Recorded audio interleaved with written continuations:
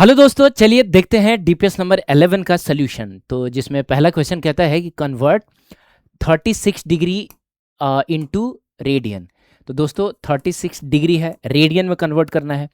तो रेडियन में पाई आता है। इसका मतलब ये हुआ है कि दोस्तों जब हम इसको मल्टीप्लाई करेंगे तो पाई ऊपर आएगा, तो आप जानते हैं कि 180 नीचे आएगा और फिर यहाँ से आपका जो आंसर होगा वो रेडियन में होगा। ठीक है, अब हम इसको अगर कैंसिल करें तो 18 से ये 2 टाइम्स में जाएगा, ये 10 टाइम्स में जाएगा, फिर 2 से ये 5 टाइम्स में जाएगा और मिला जुला के आंसर हो जाएगा पाई बाई 5 रेडियन। ठीक है, तो ये इसका आंसर रहेगा। चलिए आगे बढ़ते हैं। Value of tan 37 degree and sec 53 degree कितना होगा? तो हम जानते हैं कि 3, 4 और 5 रेशियो वाले ट्रायंगल में 3 के सामने वाला 37 एंड 4 के सामने वाला 53 होता है। हमको निकालना है tan 37 degree into sec 53 degree. 10 का मतलब होता है परपेंडिकुलर बाई बेस। तो दोस्तों 37 के लिए परपेंडिकुलर है 3 और बेस है 4। ठीक है, सेक कॉस का उल्टा होता है, तो कॉस होता है बेस बाई हाइपोटेनस, सेक हो जाएगा हाइपोटेनस बाई बेस। तो दोस्तों हाइपोटेनस तो 5 है, लेकिन 53 के लिए बेस कौन है? 3 है, तो आप यहाँ 3 लिखेंगे और दोस्तों 3 से 3 कैंसिल हो जाएगा, आंसर आ जाएगा 5/4। तो 5/4 विच इज ऑप्शन नंबर 2। अच्छा, पिछले वाले में कौन था? ऑप्शन नंबर 1 था। ठीक है, आगे बढ़े। सही है, कहता है tan 3π/2 प्लस थीटा कितना होगा? tan 3π/2 plus theta. तो दोस्तों π/2 का मतलब होता है 90 डिग्री, 3π/2 का मतलब 90 इंटू 3 का मतलब 270 डिग्री है ना। तो कहीं ना कहीं ये 270 प्लस थीटा लिखा हुआ है। तो ये क्वाड्रेंट कौन सा हो गया? Fourth quadrant. और आप जानते हैं कि फर्स्ट क्वाड्रेंट में तो सब पॉजिटिव होते हैं। इसमें होता है साइन और कॉसेक, इसमें होता है साइन के बाद कॉस आना चाहिए था, लेकिन इसमें दोस्तों tan आ जाता है और इसमें हो जाता है कॉस। ठीक है, तो फोर्थ क्वाड्रेंट में कॉस पॉजिटिव होता है और सेक पॉजिटिव होता है, कॉस का उल्टा। बाकी सब लोग नेगेटिव होंगे, तो हम बात कर रहे हैं tan की, तो tan होगा नेगेटिव। अच्छा, अब 270 डिग्री यहाँ आता है, वर्टिकल लाइन पे आता है। मैंने आपसे कहा था कि वर्टिकल पे आएगा तो चेंज हो जाएगा, और tan जो है वो कॉट में चेंज होता है। tan का कॉम्प्लीमेंट्री फंक्शन कॉट होता है, फिर आप यहाँ थीटा लिखेंगे, तो इसका आंसर हो जाएगा minus cos theta which is option number 3। ठीक है, क्वेश्चन कहता है कि tan इनवर्स √3 कितना होगा? तो दोस्तों tan इनवर्स √3 कितना होगा, ये जानने के लिए आप अपने आप से एक सवाल करेंगे कि tan के किस एंगल के लिए वैल्यू √3 होती है? तो 60 डिग्री के लिए, है ना। तो इसका मतलब इसका आंसर हो जाएगा जस्ट 60 डिग्री। 60 डिग्री का मतलब हो गया π/3 ना। अच्छा है, आप ऐसे भी कर सकते हैं, आप ऐसे भी कर सकते हैं कि आप tan इनवर्स √3 को थीटा मान लो, क्योंकि इनवर्स में अगर कोई भी फंक्शन दिया हुआ है तो वो एक एंगल होता है। अब tan को उधर लेके जाओगे तो इन्वर्स खत्म हो जाएगा, यानी √3 इज इक्वल टू बन जाएगा जस्ट tan थीटा। अब tan theta is equal to √3, इसका मतलब थीटा इज इक्वल टू कितना? 60 डिग्री। तो इतना करने की जरूरत नहीं है, आप खुद से सवाल कर लेंगे कि tan कितने डिग्री की वैल्यू √3 होती है? तो दोस्तों 60 डिग्री की वैल्यू √3 होती है, तो इसका आंसर 60 डिग्री होगा, जो कि होता है π/3, है ना। 6 है तो यहाँ 3 आता है, यहाँ 3 होता है तो फिर यहाँ 6 आता है। तो इसका ऑप्शन नंबर ए सही रहेगा, ऑप्शन नंबर 1 सही रहेगा। ठीक है, ये क्वेश्चन कहता है कि tan theta is equals to 1/√5। ठीक है, फर्स्ट क्वाड्रेंट में लाई करता है, तो वैल्यू ऑफ कॉस थीटा कितना होगा? तो दोस्तों हम क्या करेंगे, हम इसको मान लेते हैं कि ये है परपेंडिकुलर और ये है बेस, तो हाइपोटेनस निकाल लेते हैं। हाइपोटेनस होता है √p² + b², यानी √5 का स्क्वायर प्लस 1 का स्क्वायर, तो मिला जुला के ये √6 हो गया। क्या बोलते हो? √5 का स्क्वायर 5 होगा प्लस 1 √6। हमको क्या निकालना था? हमको निकालना था कॉस थीटा। ठीक है, तो कॉस थीटा होता है बेस बाय हाइपोटेनस। तो दोस्तों बेस है √5 और हाइपोटेनस है √6, तो ये हो जाएगा √5/6, √5/6। ठीक है, फर्स्ट क्वाड्रेंट है, तो फर्स्ट क्वाड्रेंट में सब लोग पॉजिटिव होते हैं, √5/6 इसका आंसर रहेगा।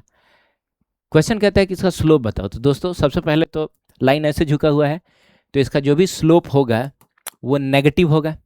लाइन ऐसे झुका रहता है, स्लोप पॉजिटिव, ऐसे झुक जाता है, स्लोप नेगेटिव। अब स्लोप होगा कितना? तो उसके लिए हम लोग छोटा वाला एंगल ले लेते हैं ये, और tan थीटा लिख लेते हैं। तो दोस्तों tan थीटा का मतलब होता है परपेंडिकुलर बाई बेस। परपेंडिकुलर कितना है? 2 यूनिट है, और बेस कितना है? 3 यूनिट है, तो ये हो जाएगा -2/3। तो -2/3 विच इज ऑप्शन नंबर 2। ठीक है, आगे बढ़े। क्वेश्चन कह रहा है कि 2x² + 5x - 12 = 0, ठीक है। और आपको बताना है कि इसके रूट्स क्या क्या हैं। तो दोस्तों तरीका ये होता है कि इसको और इसको मल्टीप्लाई करके फिर फैक्टराइज किया जाता है। तो ये हो जाएगा 24, इसको फैक्टराइज करो तो 2, तो ये 12, फिर फैक्टराइज करो 2, तो 6, फिर फैक्टराइज करो तो 2 और 3 मिलेगा। अब हमको इसी में से कुछ जोड़ घटाव करना है और 5 लाना है। तो कैसे आएगा, कैसे आएगा 5? 5 कैसे आएगा? ये देखो, 2 दूनी 4, दूनी 8, 8 में से 3 गया तो 5 आ जाएगा। यानी 8 और 3 में हम इसको तोड़ सकते हैं। तो ये बन जाएगा 2x² + 8x - 3x, है ना। तो मिला जुला के 5x हो जाएगा, -12 = 0, ठीक है। अब इसमें से हम 2x को कॉमन ले लेंगे तो x + 4 आएगा, और -3 को कॉमन ले लेंगे तो x + 4 आएगा = 0। दोस्तों ये हो जाएगा 2x - 3, है ना। मतलब x + 4 को अगर हम कॉमन ले लें तो इसमें 2x बचेगा, इसमें -3 बचेगा, और x + 4 को आप कॉमन ले लीजिए। तो या तो 2x - 3 0 होगा, नहीं तो x + 4 0 होगा। अब यहाँ से दोस्तों x = मिल रहा है 3/2, और यहाँ से मिल रहा है -4, तो 3/2 और -4 इसका आंसर होगा। एक सेकंड दोस्तों, 3/2 और -4, 3/2 और -4 जो है ऑप्शन नंबर 1 है, ठीक है। आगे बढ़े, वेरी गुड। क्वेश्चन कहता है कि s = ut + ½ AT², very good.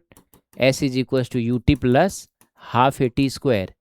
कह रहा है कि ds/dt बताओ, यानी हमको इसको डिफ्रेंशिएट करना है। तो दोस्तों u कांस्टेंट है, पार्टिसिपेट नहीं करेगा, और t का डिफ्रेंशिएशन t के रेस्पेक्ट में 1 लिखने की जरूरत नहीं है, प्लस हाफ और a कांस्टेंट है, हाफ और a कांस्टेंट है, इसमें दिया नहीं है, नहीं दिया है, u and a are constants, बिल्कुल दिया है। तो हाफ ए कांस्टेंट पार्टिसिपेट नहीं करेगा, t² का डिफरेंशिएशन t के रेस्पेक्ट में 2t हो जाएगा, पावर नीचे आएगा, पावर में से 1 माइनस होगा। अब देखो दोस्तों 2 से 2 कैंसिल हो जाएगा, और आपको आपका ds/dt मिलेगा u + a × t, ठीक है, सही है, u + a × t। चलिए अगला क्वेश्चन है, कह रहा है कि मैग्नीट्यूड ऑफ स्लोप। हाँ, आपको बताना है कि x में जैसे जैसे आप आगे बढ़ेंगे स्लोप के साथ क्या हो रहा है। तो दोस्तों देखो, यहाँ पर स्लोप इतना है, थोड़ी देर के बाद स्लोप ऐसे होते होते होते होते होते 0 हो गया, यानी स्लोप घट रहा है, घट रहा है, यहाँ तक पहुंचा। उसके बाद फिर से ये स्लोप क्या होना शुरू हुआ, तो बढ़ना शुरू हुआ।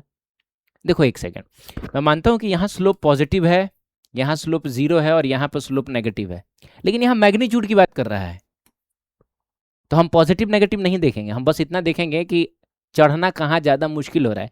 तो जाहिर सी बात है, पहाड़ अगर ऐसा हो तो यहाँ चढ़ना तुम्हारे लिए बहुत मुश्किल होगा, धीरे धीरे वो मुश्किल कम होता जाएगा, मतलब जैसे जैसे ऊपर चढ़ते जाओगे मुश्किल कम होता, यहाँ तो बिल्कुल मुश्किल नहीं होगा चलना, है ना। तो स्लोप शुरू में ज़्यादा था, फिर कम हुआ है, और फिर स्लोप बढ़ने लगा। आप समझ रहे हैं, फिर स्लोप बढ़ने लगा, नेगेटिव में बढ़ने लगा, लेकिन बढ़ने लगा। तो मिला जुला के होगा फर्स्ट इंक्रीजेस देन डिक्रीजेस, गलत हो गया, फर्स्ट डिक्रीजेस, पहले तो कम हो रहा है, अब बाद में फिर बढ़ने लगा, ठीक है। ऑप्शन नंबर 2 इसका सही आंसर रहेगा, क्या बोलते हो? ठीक है दोस्तों, आगे बढ़े। चलिए ये क्वेश्चन कह रहा है कि find the value of a if distance between the points -9 centimetre, a centimetre, and 3 centimetre, 3 centimetre is 13। अच्छा, तो 2 पॉइंट्स है, चलो एक को a बोल देते हैं, दूसरे को b बोल देते हैं। इसके कोऑर्डिनेट्स दिए हैं -9 सेंटीमीटर, a सेंटीमीटर, और इसके कोऑर्डिनेट 3 सेंटीमीटर, 3 सेंटीमीटर, सही है। और इन दोनों के बीच का जो डिस्टेंस है वो दिया हुआ है 13 सेंटीमीटर। तो दोस्तों डिस्टेंस फार्मूला होता है, डिस्टेंस फार्मूला होता है, आपको याद होगा, जिसको हम लोग डिस्टेंस फार्मूला कहते हैं, वो क्या होता है, अंडर रूट x2 - x1 का whole square plus y2 - y1 का होल स्क्वायर। अगर z होता है तो z2 - z1 का होल स्क्वायर कर लेते हैं। तो ये डिस्टेंस है कितना, ये डिस्टेंस है 13 सेंटीमीटर। ये हो जाएगा under root, this minus this करोगे तो 3 - -9 का होल स्क्वायर प्लस 3 - a का होल स्क्वायर, बस दोनों साइड स्क्वायर करो तो ये 169 होगा, रूट तो खत्म हो गया, और ये कितना बन जाएगा 12 का स्क्वायर 144, और प्लस इसको रहने दो, 3 - a का होल स्क्वायर रहने दो। अब इसको इधर भेजोगे तो दोस्तों ये 25 हो जाएगा, और ये हो जाएगा 3 - a का होल स्क्वायर। अब स्क्वायर को इधर ले जाके अगर रूट बनाते हो तो दोस्तों 3 - a = हो जाएगा +- √25। ये बार बार मैं बोल रहा हूँ, कभी भी स्क्वायर को उधर ले जाकर रूट बनाना, हमेशा सामने प्लस माइनस लिखना, ठीक है। तो मिला जुला के 3 minus A is equal two plus minus 5 आएगा। अब ए कितना हो जाएगा, ए कितना हो जाएगा, तो ए को उधर भेजो और प्लस 5 को इधर भेजो, तो ये हो जाएगा 3 माइनस 5। अच्छा, या तो ये रहेगा और ना तो ए इज इक्वल्स टू, ए को उधर भेजो और माइनस 5 को इधर भेजो, तो 3 प्लस 5। तो दोस्तों यहाँ से ए इज इक्वल टू हमको मिला -2 और ए इज इक्वल टू हमको मिला 8। अब चूंकि ए जो है बिल्कुल एक कुछ भी हो सकता था, दोनों हो सकता था, ठीक है, बिल्कुल हो सकता है, लेकिन ऑप्शन में देखा जाए तो एक ही ऑप्शन दिया हुआ है। इसमें अगर -2 भी होता ना तो वो भी आंसर सही होता। अब बात समझ रहे हैं, -2 भी होता वो भी आंसर सही होता। तो फिलहाल तो एक ही ऑप्शन है, तो ऑप्शन नंबर 8 सही रहेगा। आगे बढ़े, चलिए, ठीक, चलिए। ये क्वेश्चन कह रहा है कि इंटीग्रेशन करना है आपको, इंटीग्रेशन करना है π/2 इंटू डी थीटा का फ्रॉम -4 टू -1, ठीक है। अब इसमें क्या है कि π/2 कांस्टेंट है, बाहर निकल जाएगा, तो डी थीटा का ही सिर्फ इंटीग्रेशन होगा -4 से लेकर -1 तक। अब दोस्तों किस डी थीटा का जो इंटीग्रेशन होगा वो थीटा होगा, है ना, डी एक्स का एक्स, डी वाई का वाई, तो डी थीटा का थीटा फ्रॉम -4 टू -1, सही है। अब π/2 तो रहेगा, एक बार थीटा की जगह हम -1 रखेंगे, फिर माइनस का साइन देके -4 रखेंगे। अब ये हो जाएगा आपका 4 - 1 3 हो जाएगा, तो अल्टीमेट आंसर आ जाएगा 3π/2, ठीक है। तो ऑप्शन नंबर इसका 2 सही रहेगा। आगे बढ़ते हैं। क्वेश्चन कह रहा है कि find the area of the region between curve y is equals to 3x² and x axis on the interval 0, b। तो दोस्तों इतना तो हम जानते हैं कि y is equals to 3x² का जो ग्राफ बनेगा, है ना, y is equals to something kx⁴n का ग्राफ आपको याद है ना, इस टाइप से बनता है, समझ रहे हैं। तो कहीं 0 से लेके b तक हमको बताना है कि एरिया अंडर द कर्व कितना है, कर्व और x एक्सिस के बीच वाला एरिया। तो जाहिर सी बात है इस एरिया की बात कर रहा है। तो हम जानते हैं कि एरिया अंडर द कर्व निकालने के लिए हमको इंटीग्रेशन करना होता है ना। अगर ये x और y कर्व है तो y इंटू डी एक्स करना होगा फ्रॉम 0 टू b। दोस्तों y की जगह पे हम रख लेते हैं 3x² और फ्रॉम 0 टू b, ठीक है। 3 पार्टिसिपेट नहीं करेगा, x³/3 हो जाएगा और 0 से लेके b तक कांस्टेंट को पहले ही बाहर निकाल लो। अब इसमें क्या होगा कि 3 से 3 कैंसिल हो जाएगा और एक बार जहाँ x है उसकी जगह हम b रखेंगे, माइनस का साइन देके 0 रखेंगे, मिला जुला के आंसर b का क्यूब आ जाएगा। तो b का क्यूब का मतलब option number 1 is the correct option, ठीक है। चलिए, क्वेश्चन कह रहा है कि आपको इंटीग्रेट करना है 3/2 - x का whole square into D X, ठीक है। तो पहले तो 3 को बाहर निकाल लो और इसको ऊपर लेके जाओ, तो ये बन जाएगा 2 - x का पावर -2 इंटू डी एक्स, सही है। अब देखो क्या है कि अगर यहाँ सिर्फ x होता है, x का पावर -2 होता तब तो कोई दिक्कत था नहीं, हम पावर में 1 ऐड करके उसी पावर से डिवाइड करते हैं। लेकिन इस केस में भी हम ये काम कर सकते हैं क्योंकि x की जगह एक लीनियर फंक्शन है। बस ये करेंगे कि x के कोफिशिएंट को बाहर निकाल के हम डिवाइड कर लेंगे, ठीक है। तो बताओ कितना आ रहा है ये, 3 तो खैर बाहर है तो बाहर ही रहेगा। अब तो इंटीग्रेशन कर रहे हो तो साइन को हटा लो, है ना। चलो बताओ 2 - x, अब पावर में 1 ऐड करोगे और फिर उसी पावर से डिवाइड करोगे। आई बात समझ में। x का कोफिशिएंट कितना है, -1 है, तो -1 से फिर लाके तुमको डिवाइड भी करना पड़ेगा, है ना। अगर डिफ्रेंशिएशन कर रहे होते तो -1 से मल्टीप्लाई करते हैं, अभी हम -1 से डिवाइड करेंगे और लिखेंगे +c। तो यहाँ से आपको आपका आंसर मिल जाएगा कि 3 2 - x टू द पावर -1 और डिवाइडेड बाई, दोस्तों यहाँ से आपको मिलेगा -1, ये भी -1 मिल के 1 हो जाएगा, समझ गया। अब 3 - 2 का पावर -1 को आप नीचे लेके आ जाओ, तो ये क्या बन जाएगा, तो ये बन जाएगा 2 - x का पावर 1, लिखने की जरूरत नहीं है, समझ गए आप। तो इसका आंसर हो जाएगा इतना, कहाँ है 3/2 - x + c, 3/2 - x + c, ठीक है। आगे बढ़े, वेरी गुड। ये क्वेश्चन कह रहा है कि find the minimum value of y is equal to 5x² - 2x + 1, ठीक है। अब ये क्वेश्चन तो शायद हमने पहले भी किया है, कोई बात नहीं है, दोबारा आ गया। तो for minimum value of Y क्या करना होगा, D Y by D X को आपको जीरो करना होगा। किसी भी चीज़ को मैक्सिमाइज मिनिमाइज करना है, उसको डिफ्रेंशिएट करके जीरो से इक्वेट करा दो, तो ये हो जाएगा 10x minus 2 is equal to 0, तो x इज इक्वल टू हो जाएगा 1/5। समझ गए आप, सही है ना, 10x minus 2 is equal to 0।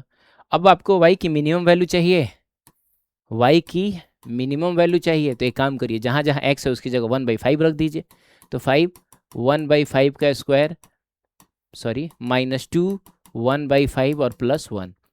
अब देखो एक 5 से एक 5 कैंसिल हो जाएगा, तो एक ही 5 बच जाएगा, और माइनस ये हो जाएगा आपका 2/5 और +1, एलसीएम तो 5 ही आएगा, 1 - 2 + 5 हो जाएगा।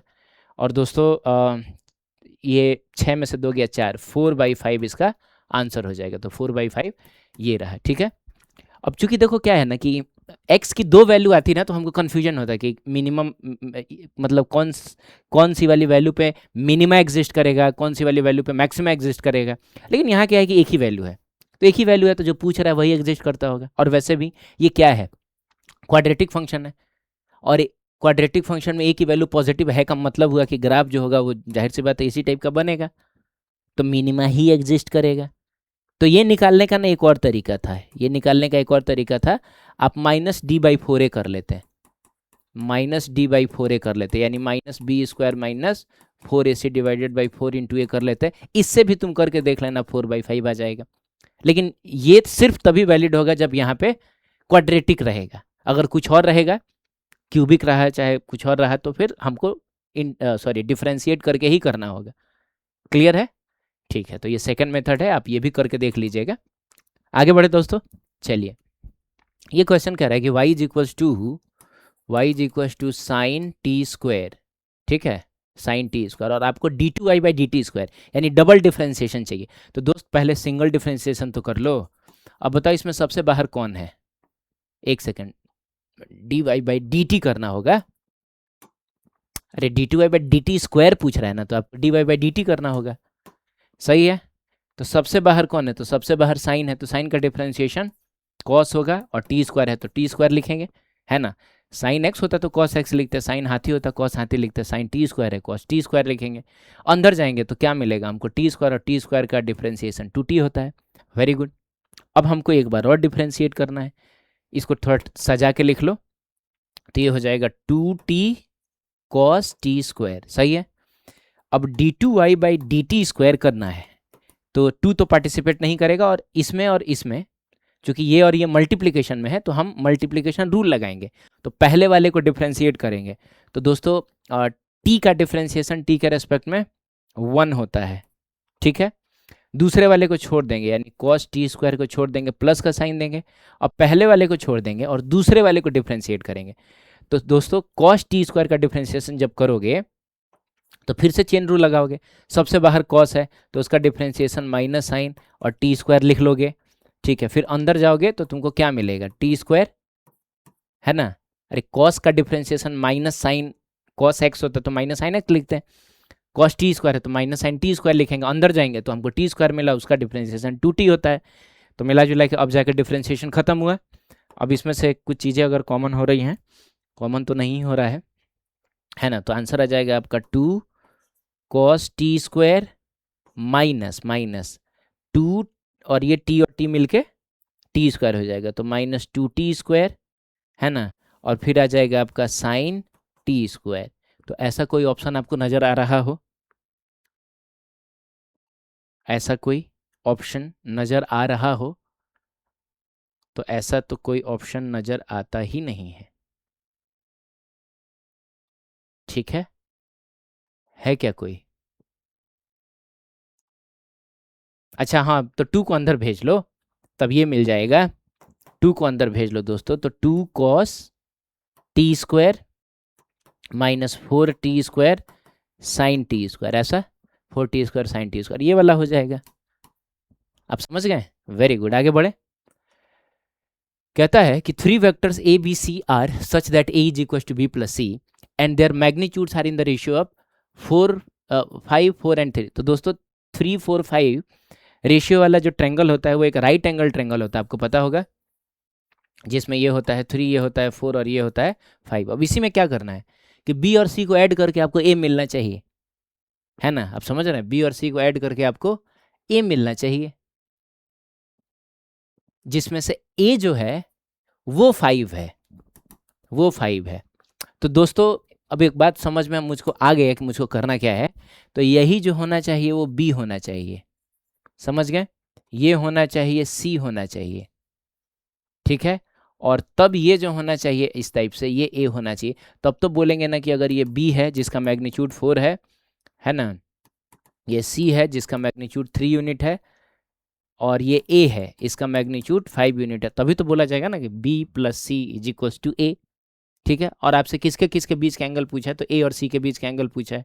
तो हम जानते हैं कि 3 के सामने वाला ये 37 होता है और 4 के सामने वाला ये 53 होता है, 53 होता है। तो दोस्तों हमसे पूछा किसके किसके बीच में है, ए और सी के बीच में, और दोनों का हेड एक जगह है। तो हेड एक जगह हो तो छोटा वाला एंगल आंसर होता है, यानी ए और सी के बीच का एंगल जो होता है वो 53 डिग्री होगा। तो 53 विच इज ऑप्शन नंबर 2, ठीक है। तो ये फोटो बना के हम इसको सॉल्व कर लेंगे। आगे बढ़े। कहता है a uniform metallic solid sphere is heated uniformly.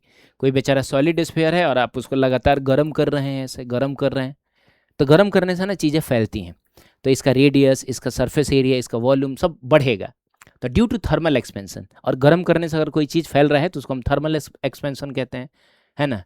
It's radius increases at the rate of 0.05 millimetre per second, यानी कहीं ना कहीं आपको dr/dt दिया है, rate of change of radius with respect to time कितना दिया है, 0.05 मिलीमीटर पर सेकेंड, ठीक है। Find its rate of change of volume with respect to time when its radius become, हाँ तो मिला जुला के हमको dv/dt बताना है कि कितना होगा, और कब बताना है, तो जिस समय रेडियस जो है वो 10 मिलीमीटर है, सही है। पाई, यहाँ पाई होना चाहिए, पाई की जगह पे उसने बोला है कि आपको 3.14 रखना है। खैर आगे बढ़ते हैं। तो सबसे पहले यार वॉल्यूम होता कितना है, तो वो होता है 4/3 पाई आर का क्यूब। अब जाहिर सी बात है आपको dv/dt करना है, तो 4/3 पाई पार्टिसिपेट नहीं करेगा, और आर क्यूब का हो जाएगा 3r² dr/dt, है ना। अगर आर क्यूब का डिफ्रेंसिएशन हम आर के रेस्पेक्ट में करते हैं तो सिर्फ 3r² होता है, लेकिन हम टी के रेस्पेक्ट में कर रहे हैं तो हम dr/dt भी लिखेंगे। अब आई थिंक आप वैल्यूज पुट करिए, आपको आंसर मिल जाएगा। आपको dv/dt ही तो चाहिए था, तो 4/3 इंटू पाई की जगह पे कहता है कि 3.14 रख लो, तो दोस्तों 3.14 रख लो, फिर 3 को 3 रहने दो, और ये जो है r की जगह पे लिख लो 10, और 10 का कर लो स्क्वायर। अच्छा देखो मैंने कहीं यूनिट नहीं रखा है, क्योंकि चीज़ें दी भी मिलीमीटर में है, मतलब लेंथ के लिए हम मिलीमीटर यूज किया है, और आंसर भी मिलीमीटर के फॉर्म में है। तो आपको ना अननेसेसरली चीज़ों को कन्वर्ट करने की ज़रूरत नहीं है, आपका फाइनल आंसर आ जाएगा मिलीमीटर स्क्वायर में। और वैसे भी इसका तो कोई यूनिट है नहीं, यहीं पे तो लिखोगे मिलीमीटर, ठीक है। आगे बढ़ते हैं। अब बताओ dr/dt की जगह कितना लिखोगे, तो 0.05, है ना, और मिलीमीटर पर सेकेंड। तो अल्टीमेटली हम इसको मिलीमीटर क्यूब पर सेकेंड लिख सकते हैं। क्यों? क्योंकि 2 मिलीमीटर तुमको यहाँ मिलेगा, अरे 2 मिलीमीटर का मतलब हुआ मिलीमीटर का स्क्वायर यहाँ मिलेगा, और 1 मिलीमीटर यहाँ मिलेगा, तो मिला जुला के 3 टाइम्स मिलीमीटर है, तो मिलीमीटर क्यूब हो जाएगा। खैर इसी को सॉल्व करना है, आंसर मिल जाएगा। तो दोस्तों ये आपका 3 से 3 जो है वो बहुत प्यार से कैंसिल हो जाएगा, और ये 100 है, 100 है, और ये 0.05, तो अल्टीमेटली यहाँ से हमको 5 मिल जाएगा।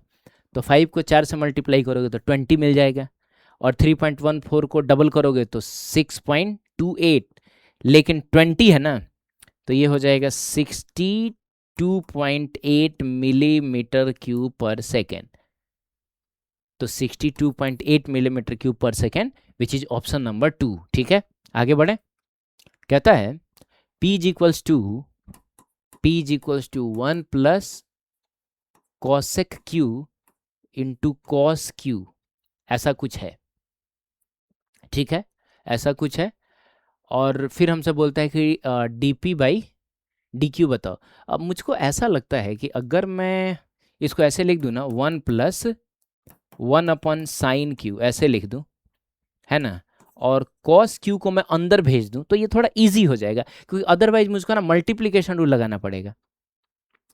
अंदर भेजो, तो अंदर भेजोगे तो क्या हो जाएगा, ये हो जाएगा कॉस क्यू और प्लस ये हो जाएगा आपका cos Q by sine Q, तो ये हो जाता है तुम्हारा कॉट क्यू। समझ गया? अब आपको क्या करना है, डीपी बाई डी क्यू करना है, मतलब ठीक है, पी को क्यू के रेस्पेक्ट में डिफ्रेंशिएट करना है। तो कॉस का डिफ्रेंशिएशन कितना होता है, तो होता है माइनस साइन क्यू और प्लस कॉट का कितना होता है, तो टेन का होता है सेक स्क्वायर एक्स, कॉट का होता है माइनस कॉसेक स्क्वायर एक्स, तो एक्स की जगह तो खैर क्यू है। तो आपका फाइनल आंसर हो जाएगा minus sine Q minus cosec square Q, minus sine Q minus cosec square Q, which is option number 2। Clear? Question कह रहा है कि आपको इंटीग्रेट करना है 0 से लेके 1 तक, किसको, तो T square plus 9t plus C को, और इसका आंसर 9/2 है। अच्छा, ये दिया हुआ है तो आपको सी की वैल्यू बतानी है। पहले इंटीग्रेट कर लो, तो ये हो जाएगा t³/3 प्लस 9t²/2 प्लस सी। ठीक है, लेकिन सी नहीं यहाँ गलत हो गया ना, सी तो एक कांस्टेंट है, तो कांस्टेंट का जब इंटीग्रेशन होता है तो ये वाला वेरिएबल चिपकता है, तो ये सी टी होगा, एक्चुअली सी टी होगा। ठीक है, 9/2 कर लेंगे, 0 से लेके 1 तक आपको जाना है, तो अब जहाँ जहाँ टी है उसकी जगह 1 रखोगे तो 1/3 प्लस 9/2 प्लस जस्ट सी आ जाएगा, फिर माइनस का साइन दोगे और जहाँ जहाँ टी है उसकी जगह 0 डालोगे, तो दोस्तों ये सब 0 हो जाएगा। ठीक है, और जस्ट 9/2 आपको मिलेगा। अब सॉल्व कर लो, तो यहाँ से आपको क्या मिल रहा है, तो इसको इधर मल्टीप्लाई करो, इधर मल्टीप्लाई करो, तो 2 और तो ये 19 हो जाएगा, है ना, 19 डिवाइडेड बाई 6 आ जाएगा। कैसे, तो 9 नहीं नहीं सॉरी, 9 तिरका 27 होता है ना। ठीक है, हाँ ठीक है, 9 तिरका 27, 27 और 2 कितना होता है, तो 29 होता है। ठीक है, 29 हो जाएगा, 29/6 plus C is equal to 9/2, और हम उसको अगर इधर लेके आ जाएं तो दोस्तों c इज इक्वल टू हो जाएगा 9/2 माइनस 29/6। अब एलसीएम तो 6 रहेगा, हम इसको 3 से मल्टीप्लाई करेंगे, है ना, तो 9 तिरका 27 हो जाएगा और -29, तो मिला जुला के -2/6 आ रहा है, तो 2/6 का मतलब हुआ -1/3, तो -1/3 का मतलब हुआ ऑप्शन नंबर 2 इसका सही ऑप्शन है। क्लियर है? चलिए आगे बढ़ते हैं। ये क्वेश्चन कह रहा है कि unit vector perpendicular to each of the vectors, अच्छा इतना है नहीं इतना, तो 2 वेक्टर्स हैं उनके परपेंडिकुलर मुझको एक यूनिट वेक्टर चाहिए। तो आप जानते हैं कि किसी भी 2 वेक्टर के परपेंडिकुलर अगर आपको यूनिट वेक्टर चाहिए तो आप उन दोनों वेक्टर्स का क्रॉस प्रोडक्ट करेंगे और क्रॉस प्रोडक्ट के मैग्नीट्यूड से आप डिवाइड कर देंगे तो आपको यूनिट वेक्टर मिलेगा। और ये बहुत सिंपल है कि आप जानते हैं ना कि ए क्रॉस बी जो होता है वो कहीं ना कहीं A B sine theta N cap होता है, यानी क्रॉस प्रोडक्ट का जो भी आंसर आता है वो एक वेक्टर होता है जिसके पास मैग्नीट्यूड और डायरेक्शन दोनों होगा। तो क्रॉस प्रोडक्ट का जो भी आंसर आता है उसका डायरेक्शन जिसको ये एन कैप रिप्रेजेंट कर रहा है वो किधर होता है, तो ए के भी परपेंडिकुलर बी के भी परपेंडिकुलर, यानी ए और बी के प्लेन के परपेंडिकुलर होता है। तो यहाँ से अगर हम एन कैप निकालना चाहें तो दोस्तों कितना मिलेगा, तो A cross B divided by A B sine theta, और ए बी साइन थीटा है क्या, तो यही तो है ए क्रॉस बी का मैग्नीट्यूड। समझ गया? चलिए, तो मिला जुला के सबसे पहला काम तो हम लोग ये करते हैं कि हम लोग ए क्रॉस बी कर लेते हैं, आई कैप जे कैप और के कैप लिखते हैं। चलिए हम इसी को मान लेते हैं, यही है हमारा वेक्टर ए, है ना, और ये है हमारा वेक्टर बी। तो ए के कोफिशिएंट्स को लिखो, तो 3 1 और 2, बी के कोफिशिएंट्स को लिखो तो 2 -2 और 1। सही है? अब बोलो दोस्तों कितना होगा, तो आई कैप लिख लो, ये गायब हो गया, तो 1 -4, ठीक है, प्लस प्लस नहीं, जे कैप को तो हमको माइनस साइन के साथ लिखना होगा, पहले वाले को प्लस लिखते हैं दूसरे वाले को माइनस लिखते हैं, तो जे कैप को हम लिखेंगे विथ अ माइनस साइन। ठीक है, गायब, 3 और 1 को मल्टीप्लाई करोगे तो 3 आएगा, माइनस का साइन दो, और फिर 2 और 2 को मल्टीप्लाई करोगे तो 4 आएगा। आप समझ रहे हैं? प्लस अब लिखोगे के कैप, तो दोस्तों गायब, अब इन दोनों को मल्टीप्लाई करोगे तो -6 आएगा, माइनस का साइन दो, इन दोनों को मल्टीप्लाई करोगे 2 आएगा। तो अल्टीमेटली बताओ ए क्रॉस बी आ कितना रहा है, ए क्रॉस बी आ कितना रहा है ना, आ कितना रहा है, तो दोस्तों ए क्रॉस बी आ रहा है, यहाँ से आपको मिलेगा 5 i कैप, सही है 5 i कैप। अच्छा, और यहाँ से आपको मिलेगा -1, तो प्लस में सिर्फ जे कैप आएगा, ठीक है। और वहाँ से हमको क्या मिलेगा, तो हमको मिल जाएगा -8k कैप। तो हम तो ऑप्शन में देख लेंगे कि ये किस में है, वही आंसर होगा, तो डी वाले में है, तो यही आंसर हो जाएगा। लेकिन कोई बात नहीं है, आप थोड़ा इनका मैग्नीट्यूड भी निकाल लीजिए। तो ए क्रॉस बी का मैग्नीट्यूड कितना होगा, तो दोस्तों अंडर रूट आई कैप का कोफिशिएंट का स्क्वायर मतलब 25 प्लस जे कैप का कोफिशिएंट का स्क्वायर मतलब 1 और के कैप का कोफिशिएंट का स्क्वायर करोगे तो 64 आएगा। और आई थिंक ये आ कितना रहा है, तो ये आ रहा है 64 + 26, है ना। तो ये हो जाएगा अंडर रूट 64 + 26, 90 हो जाएगा। 90 हो जाएगा तो हम इसको 9 × 10 लिख सकते हैं, 9 3 बन के बाहर निकल जाएगा, तो ये हो जाएगा 3√10, ठीक है। अब हम चाहें तो आराम से एन कैप लिख सकते हैं। एन कैप के लिए क्या करोगे, ए क्रॉस बी ऊपर रखोगे और मैग्नीट्यूड को नीचे रखोगे। तो बताओ दोस्तों ए क्रॉस बी कितना आया था, तो 5i cap plus J cap -8k cap और डिवाइडेड बाई 3√10, तो ये वाला ऑप्शन सही रहेगा। लेकिन सवाल है प्लस माइनस क्यों है, तो प्लस माइनस इसीलिए है क्योंकि ए क्रॉस बी जो होगा, जैसे मान लो दोस्तों ये ए है और ये बी है, तो ए क्रॉस बी अगर ऊपर होगा तो बी क्रॉस ए नीचे होगा। तो ये ए क्रॉस बी भी ए और बी दोनों का परपेंडिकुलर है और बी क्रॉस ए भी दोनों का परपेंडिकुलर है ना। तो हम ना अगर यहाँ ए क्रॉस बी ना करके बी क्रॉस ए को लेकर सॉल्व करे होते हैं तो ये चीज़ें प्लस में ना आके ये चीज़ें माइनस में आई होती, ये और ये माइनस में आता और ये प्लस में आता, ठीक है। तो इसीलिए इसने कहा है कि आप प्लस वाला ले लो चाहे माइनस वाला ले लो, क्योंकि जो इंसान ए क्रॉस बी से सॉल्व करेगा उसका आंसर ऐसा आएगा, जो इंसान बी क्रॉस ए से सॉल्व करेगा उसके लिए सामने में एक माइनस आ जाएगा और दोनों सही रहेगा। आप समझ रहे हैं, मतलब ये ऊपर रहे या फिर ये नीचे रहे, इस प्लेन के तो ये भी परपेंडिकुलर और ये भी परपेंडिकुलर है, इसीलिए दोनों आंसर आ सकता है, ठीक है। तो ऑप्शन नंबर 4 इसका सही ऑप्शन रहेगा।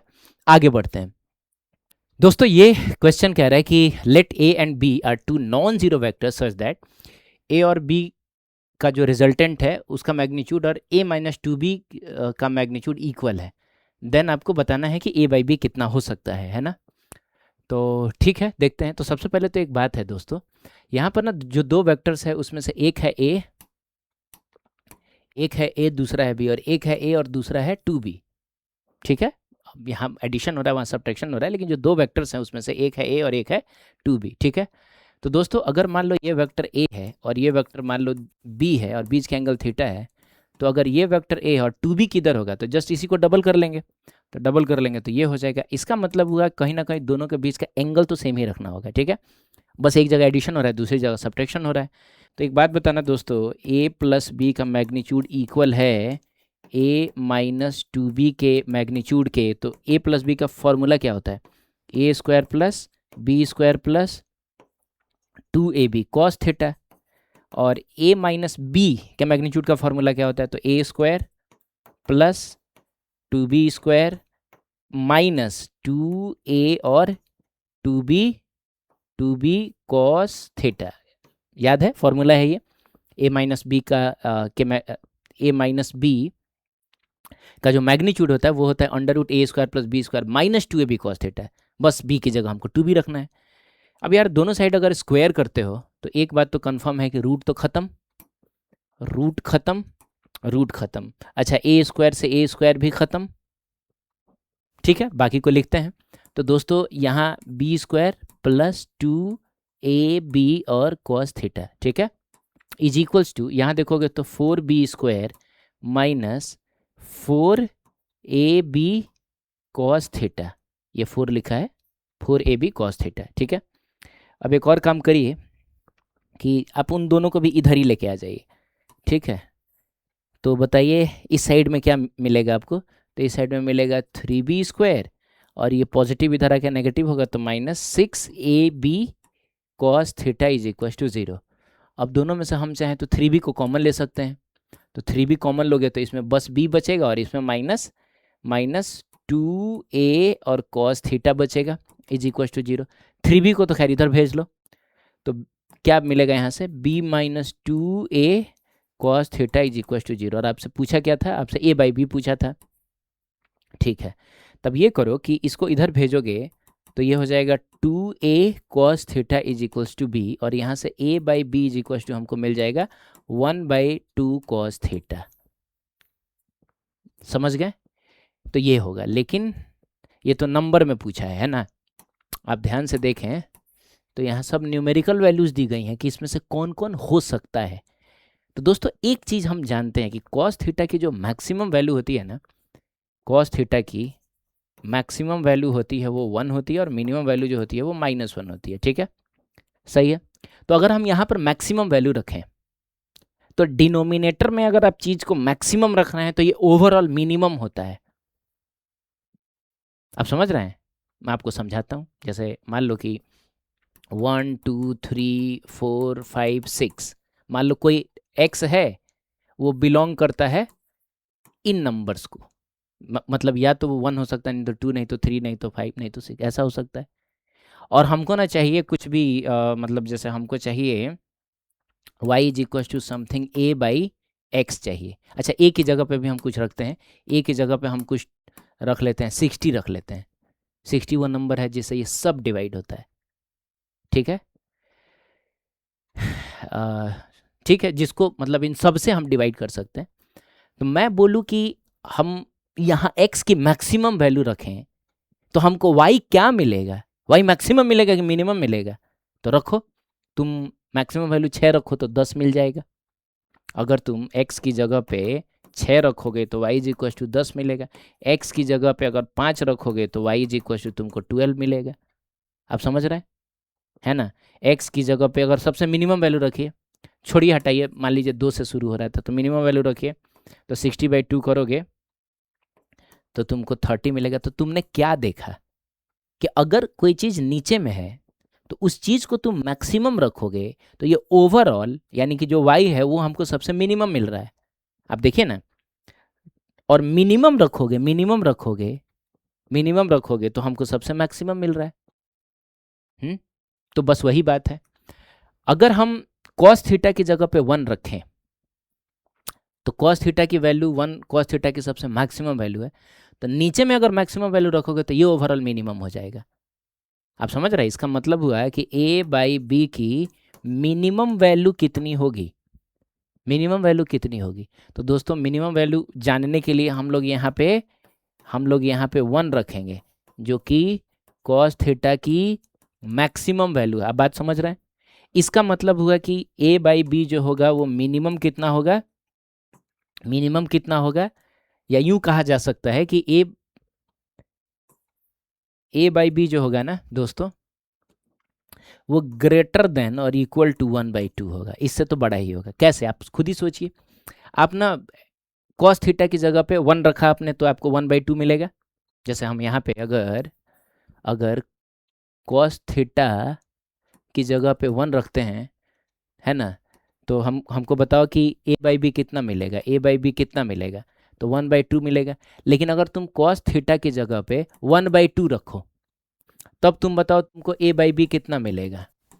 तो दोस्तों अगर हम यहाँ 1/2 रख देंगे तो 2 से 2 कैंसिल हो जाएगा, हमको 1 मिलेगा। क्या देखा आपने? और रखो cos थीटा की जगह पे 1 बाई कुछ रखो, 1/4 रखो, तब बताओ a बाई बी कितना मिलेगा। तो दोस्तों यहाँ 1/4 रखोगे तो 2, और कूद के ऊपर जाएगा 2 हो जाएगा। क्या देख रहे हैं आप कि जो भी a बाई बी की वैल्यू आ रही है ये 1/2 से बड़ी आ रही। देखिए 1 भी 1/2 से बड़ा है। ठीक है, शायद आपको नहीं दिख रहा है, एक सेकेंड।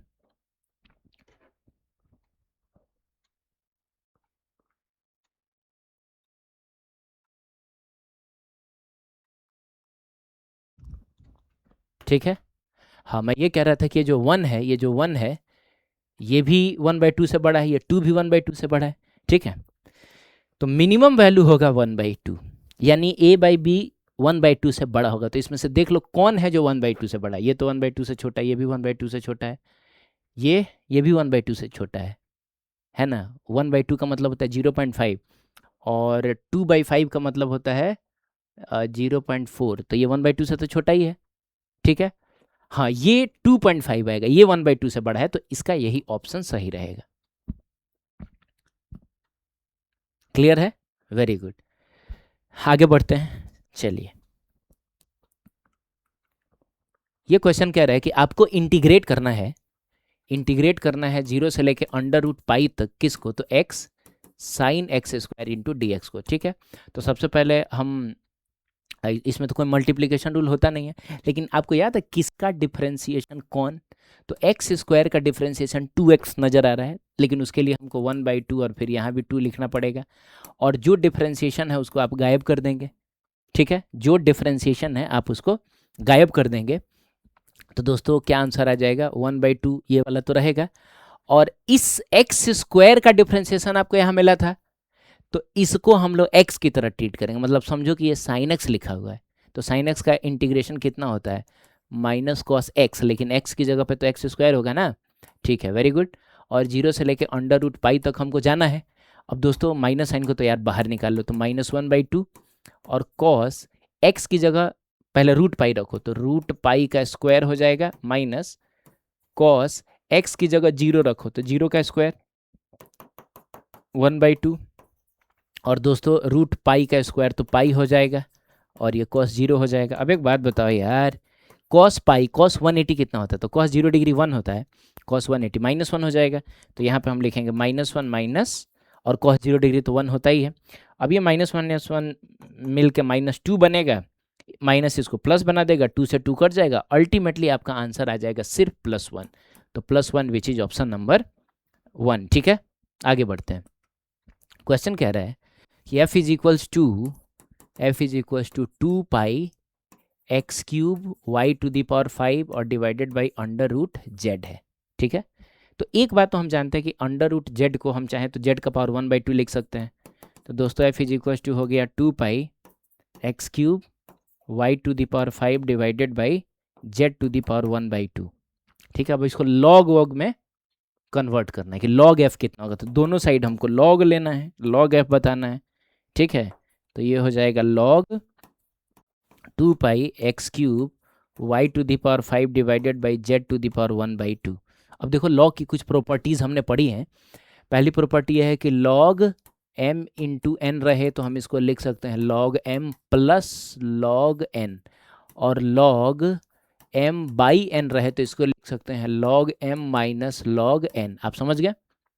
तो जो जो चीज़ें मल्टीप्लिकेशन में है वो log के साथ अगर आप उनको अलग अलग करेंगे तो बीच में प्लस आएंगी, और जो डिवीजन में है वो log के साथ जब आएगा तो माइनस साइन के साथ आएगा। ठीक है, तो आइए देखते हैं कि log f कितना आता है। तो सबसे पहले दोस्तों log 2 पाई लिख लो, log 2 पाई। ठीक है, उसके बाद एक्स क्यूब इसके साथ मल्टीप्लिकेशन में तो प्लस साइन के साथ लिखो log x क्यूब। अरे है कि नहीं? समझो ना, समझो कि ये कुछ a लिखा है, ये b लिखा है, ये c लिखा है, तो log a into B into C को क्या लिखोगे? log a plus log b plus log c। तो ठीक उसी तरीके से प्लस साइन के साथ आएगा log y to the power 5, लेकिन जो डिवीजन में है वो माइनस साइन के साथ आएगा, तो minus log z to the power 1/2। अब एक चीज़ और जानते हैं हम, क्या जानते हैं कि जो log कुछ भी x का पावर यहाँ पे a रहे तो ये पावर सामने आके मल्टीप्लाई हो जाता है, यानी ये बन जाता है log a log x, ऐसा। तो अब ये जितना सारा पावर है सबको सामने लेके आ जाओ तो आपको आपका फाइनल आंसर मिल जाएगा।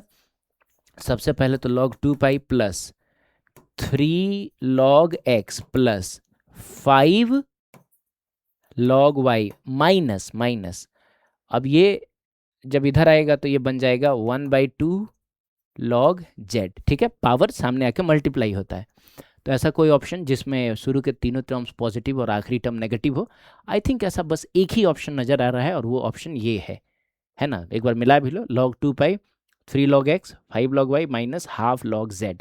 So answer option number 2 is the correct option. ठीक है, which of the following is incorrect, कौन है जो गलत है? अरे यार अब सबको चेक करना पड़ेगा।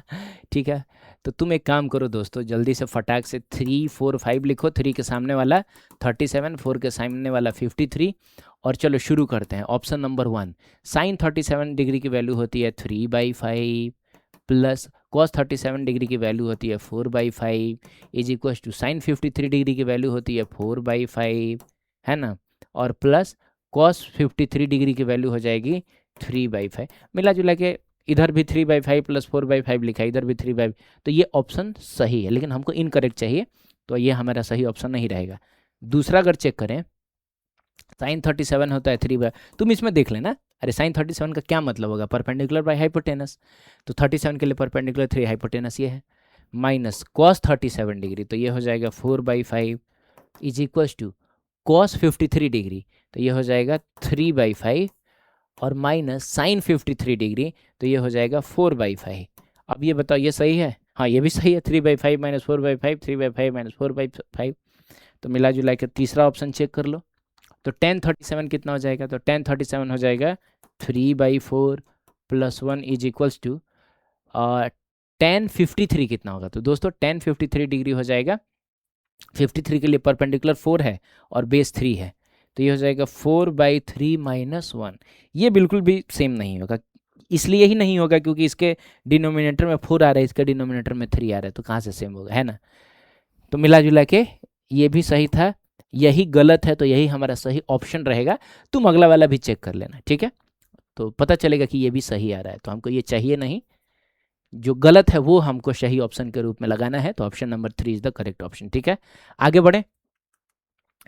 कहता है y is equals to ln under root x plus 2, और आपको dy/dx बताना है। तो सबसे बाहर कौन है दोस्तों, तो ln है, तो ln x का 1/x होता है, ln हाथी का 1/हाथी लिखो, फिर क्या करोगे, अंदर जाओगे तो तुमको रूट एक्स प्लस 2 मिला। अब रूट का डिफ्रेंसिएशन होता है 1/2 रूट एक्स, बस x की जगह 1x प्लस 2 रखो, अरे समझे ना, रूट हाथी लिखा है तो 1/2 रूट हाथी है ना, रूट एक्स का 1/2 रूट एक्स होता है, रूट हाथी का 1/2 रूट हाथी होगा। फिर अंदर जाओगे तो x प्लस 2 मिला, तो दोस्तों x का डिफ्रेंसिएशन x के रेस्पेक्ट में 1 लिखने की जरूरत नहीं है, और 2 का डिफ्रेंसिएशन 0, तो हो गया, कहानी खत्म, इतना ही रहेगा। तो 1/2 और रूट अंडर हाथी मिल के हाथी हो जाएगा, है ना, अरे रूट अंडर हाथी का स्क्वायर, तो स्क्वायर से रूट खत्म होगा, और मिला जुला के ये x प्लस 2, तो 1/2 x plus 2 is the correct option, which is option number 2। ठीक है, आगे बढ़ते हैं। ये क्वेश्चन कहता है कि आपको d/dx करना है 1/x⁴ और sec x को। ठीक है, अब देखो दोस्तों क्या है कि यार sec x को तुम 1/cos x लिख सकते हो, तो ये ऊपर जाएगा ना तो ये cos x में कन्वर्ट हो जाएगा, तो ये बन जाएगा d/dx cos x divided by x⁴। अब थोड़ा ठीक लग रहा है, इसको हम सॉल्व कर सकते हैं।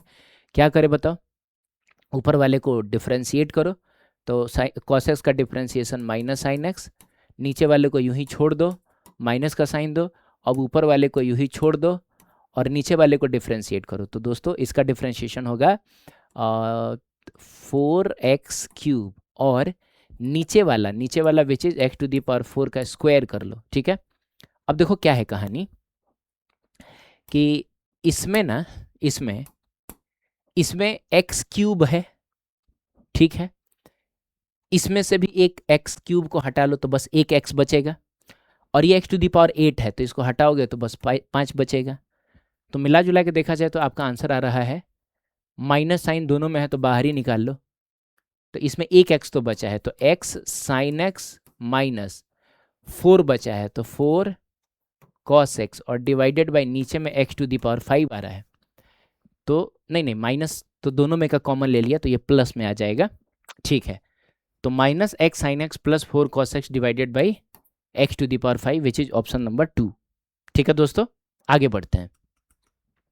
क्वेश्चन कहता है कि y is equals to 1/a minus z, तो आपसे पूछ रहा है dz/dy, ध्यान रहे dy/dz नहीं पूछ रहा है, dz/dy पूछ रहा है। तो दो तरीका है, या तो आप dy/dz करके पलट लो, इससे भी आंसर आ जाएगा, ना तो एक काम करो, यहाँ से इसको उधर भेजो, तो ये हो जाएगा a minus Z is equal to 1/y, और यहाँ से z इज इक्वल टू, अच्छा इसको उधर भेजोगे तो z इज इक्वल टू कितना हो जाएगा, a माइनस 1/y। आप समझ गए, अगर z को इधर भेजोगे उसको इधर भेजो। अब कर लो dz/dy कर लो। अब तो दोस्तों ए क्या है, ए तो एक कांस्टेंट है, पार्टिसिपेट नहीं करेगा, रहने देते हैं, तो मिला जुला के ए पार्टिसिपेट नहीं करेगा, मतलब सॉरी ए पार्टिसिपेट नहीं करेगा कह रहा हूँ, ए कांस्टेंट है तो इसका डिफरेंशिएशन 0 हो जाएगा, और 1/y का डिफरेंशिएशन -1/y² होगा। कैसे? 1/x का डिफरेंशिएशन हमने याद किया है, -1/x² होता है, तो 1/y का डिफरेंशिएशन -1/y² होगा। तो ये आ जाएगा जस्ट 1/y²। और y किसके इक्वल था? तो y इसके इक्वल था, तो y की जगह पर रख लो 1/a - z का होल स्क्वायर। तो मिला जुला के ये कूद के ऊपर चला जाएगा और a - z का होल स्क्वायर आ जाएगा। तो ये फर्स्ट मेथड था। सेकंड मेथड ये है कि y इज इक्वल टू क्या दिया है, 1/a - z दिया है। बोलो। तो तुम पहले एक काम करो, dy/dz निकाल लो और पलट लेना, तो dz/dy मिल जाएगा। तो दोस्तों कैसे करोगे? तो तुम मान के चलो कि ये 1/x लिखा है, तो इसका इंटीग्रेशन हो जाएगा, सॉरी इसका डिफ्रेंसिएशन हो जाएगा -1/a - z का होल स्क्वायर, और z के कोफिशिएंट को बाहर निकाल के मल्टीप्लाई कर लो। अरे इसको x की तरह ट्रीट करो रे भाई, ठीक है। तो 1/x का -1/x² होता है, तो 1/हाथी का -1/हाथी का स्क्वायर हो जाएगा, ठीक है। फिर अंदर जाओगे तो a - z मिला, और उसका डिफ्रेंसिएशन z के रेस्पेक्ट में -1 होगा। कैसे? तो a पार्टिसिपेट सॉरी a का डिफ्रेंसिएशन 0 कांस्टेंट है, माइनस रहेगा वैसे ही, और z का डिफ्रेंसिएशन z के रेस्पेक्ट में 1 होता है, यानी -1 आएगा। तो उतना दिमाग मत लगाओ, ऐसा समझो कि z के कोफिशिएंट को बाहर निकाल के मल्टीप्लाई करो, ठीक है। तो यहाँ से तुमको क्या मिला? यहाँ से तुमको जस्ट मिल गया, माइनस माइनस मिलकर प्लस हो जाएगा, तो ये हो जाएगा a - z का होल स्क्वायर। तो ये क्या था? ये dy/dz था ना। अब हमको चाहिए dz/dy, तो हम पलट लेंगे। अरे इसको पलट रहे हो, इसको भी पलट लोगे, तो ये a - z का होल स्क्वायर हो जाएगा। तो हम दोनों तरीके से कर सकते हैं, या तो z को अकेला करके करो, और ना तो पहले निकाल लो dy/dz। अरे dy/dz निकाल लो, जो आएगा आंसर उसको पलट देना। सही है, आगे बढ़ते हैं।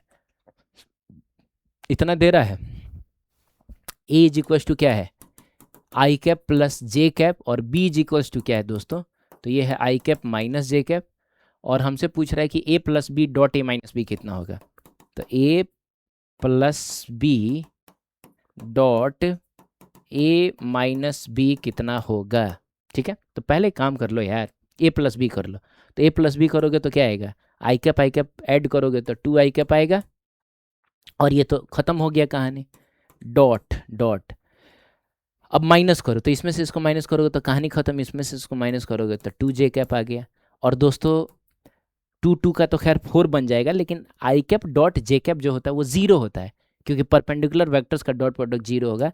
तो मिला जुला के इसका आंसर आ जाएगा 0, which is option number 2। Clear है? Very good.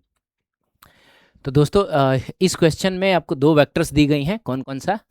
Vector a is equals to I cap plus J cap plus K cap, और vector b is equals to 2 I cap plus J cap. आपको बताना है कि a dot b कितना होगा और a cross b कितना होगा। तो डॉट प्रोडक्ट के लिए आई कैप के कोफिशिएंट्स को मल्टीप्लाई करोगे तो 2, जे कैप के कोफिशिएंट्स को मल्टीप्लाई करोगे तो जस्ट 1 आएगा, और इसमें तो के कैप है नहीं, तो छोड़ दो इसको, बस आंसर 3 आ जाएगा। तो 3 किस में है? इसमें है और इसमें है, तो इसका मतलब है कि हमको a क्रॉस b भी करना पड़ेगा। तो आओ करते हैं। तो a क्रॉस b करोगे तो उसके लिए डिटर्मिनांट आई कैप जे कैप के कैप। अब a के सारे कोफिशिएंट्स लिखो, 1,1,1 है तो उसको लिख लो, और b के कोफिशिएंट लिखोगे तो 2,1, लेकिन के कैप नहीं है तो दोस्तों वहाँ हम 0 लिख देंगे, ठीक है।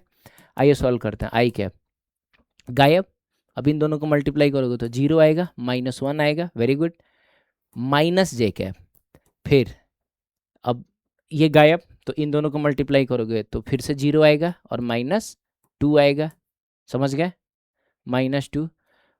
फिर उसके बाद हम लोग लिखेंगे प्लस के कैप, और 1 और -2 आ जाएगा, इन दोनों को मल्टीप्लाई करोगे 1 -2 हो जाएगा। तो यहाँ से देखो हमको क्या मिलता है, यहाँ से हमको मिलता है माइनस आई कैप, इसमें भी है उसमें भी है, यानी आगे भी बढ़ना पड़ेगा, लेकिन ये माइनस माइनस मिलकर प्लस हो जाएगा 2 जे कैप, और वो हो जाएगा माइनस के कैप। तो प्लस 2 जे कैप माइनस के cap, option number 1 is the correct option, ठीक है। आगे बढ़े दोस्तों, ठीक है। क्वेश्चन कहता है the rectangular components of vector are 2,2, the corresponding rectangular components of another vector are इतना।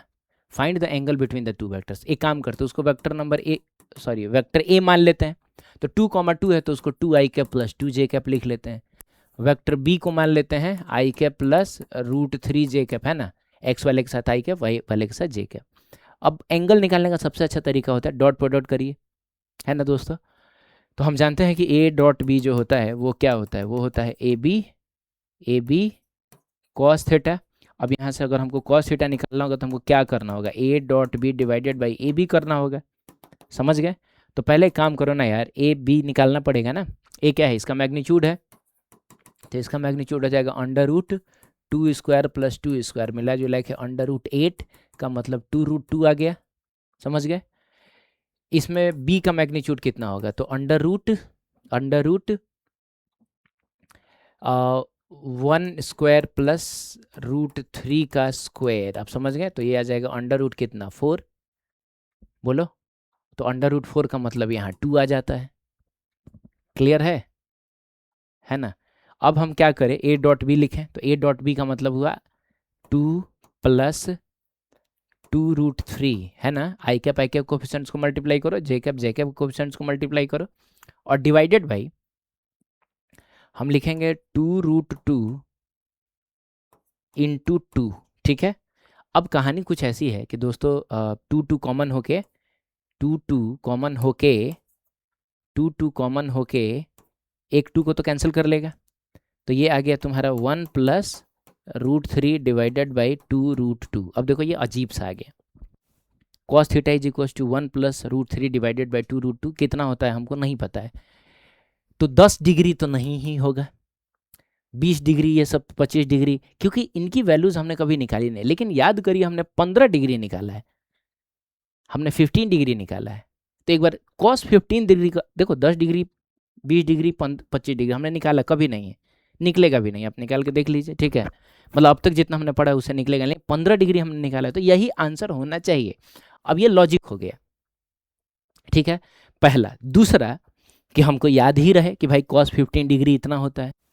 तो जनरली हम देखो अभी मैथ्स पढ़ नहीं रहे हैं, फिजिक्स के लिए पढ़ रहे हैं, तो उतना cos 15 डिग्री का हम रट के नहीं बैठेंगे, तब ये भी गड़बड़ हो गया। तीसरा है कि आप निकाल ही लो, एक बार कंफर्म हो जाओ।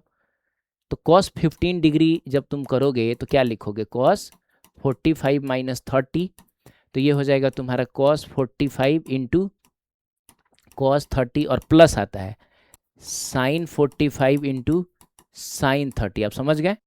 तो cos 45 1/√2 cos 30 √3/2 प्लस sin 45 1/√2 और sin 30 जो होता है 1/2, तो बिल्कुल नीचे में 2√2 दोनों के आ गया, और ऊपर में यहाँ √3 और यहाँ 1 बनी, यानी कहीं ना कहीं थीटा इज इक्वल टू हमको कितना मिलेगा, तो दोस्तों थीटा इज इक्वल टू हमको मिल जाएगा 15 डिग्रीज, आप समझ गए। अरे यही तो आया, ठीक है। लेकिन मैं इसका एक सेकंड मेथड आपको बताता हूँ, वो ज़्यादा बेहतर रहेगा, ठीक है क्या कि आपको जो दो वेक्टर्स दी गई है ना, उसमें पहले का क्या है 2, 2, तो लिख लो कहीं यहाँ, तो यही है वेक्टर ए, जिसमें देखा जाए तो यहाँ से लेकर यहाँ तक 2 है, और यहाँ से लेकर यहाँ तक भी कितना है 2 है, ठीक है। दूसरा वेक्टर कौन सा है 1, √3, तो दोस्तों 1 कहाँ होगा, जस्ट बीच में होगा, और √3 कहाँ होगा, तो √3 1.732 होता है, तो मान लो कहीं यहाँ होगा, समझ गए। तो उसको कर लो, तो वो वेक्टर बी ये रहा आपका, वेक्टर बी ये रहा, ठीक है। यहाँ से लेकर यहाँ तक 1 और यहाँ से लेकर यहाँ तक √3 है, ठीक है। अब एक काम और करिए आप ना ये छोटे वाले जो एंगल है उसको मान लीजिए कुछ अल्फा, और ये जो बड़ा वाला एंगल है, ये जो बड़ा वाला एंगल इसको मान लो कुछ बीटा, ठीक है।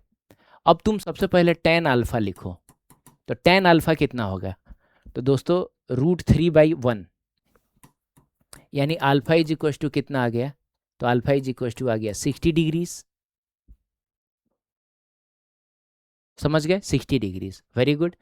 और उसके बाद ना tan बीटा लिखो, तो tan बीटा क्या होगा, दिस बाई दिस, तो दिस का मतलब हो गया 2, दिस का मतलब 2/2, तो मिला जुला के बीटा इज इक्वल टू कितना आ गया, तो ये आपका मतलब tan beta is equal to कितना आ गया 1, तो बीटा इज इक्वल टू कितना आ गया 45 डिग्री। यानी हमने थोड़ा सा गलत बना दिया, ये ना थोड़ा और ऊपर होना चाहिए था, मतलब ये जो अल्फ़ा होना चाहिए था। अब मैं फ़ोटो ठीक से बना लेता हूँ, ठीक है। वहाँ थोड़ा गड़बड़ हो गया है, क्योंकि अल्फ़ा 60 डिग्री आ रहा है, वो थोड़ा ज़्यादा होना चाहिए था, ठीक है। तो मिला जुला के देखा जाए तो वेक्टर ए कुछ ऐसा होगा और वेक्टर बी कुछ ऐसा होगा, है ना, जिसमें ये है 45 डिग्री और ये है 60 डिग्री, तो जाहिर सी बात है ये कितना होगा, तो ये 15 डिग्री हो जाएगा। तो ऐसे केस में ना फोटो जैसे दो ही सिर्फ दिया है ना, 3D में तो गया नहीं है, 3D में नहीं गया है तो इतना डॉट प्रोडक्ट करने की जरूरत है नहीं। आप सिर्फ ड्रॉ करके भी देख सकते हैं कि ये जो वेक्टर्स हैं वो शक्ल से दिख कैसे रहे हैं, ठीक है। तो आप ऐसे भी चाहें तो निकाल सकते हैं, ठीक है दोस्तों। तो आई थिंक आपको चीज़ें समझ आई होंगी। चलिए मिलते हैं नेक्स्ट लेक्चर में, तब तक के लिए थैंक यू सो मच।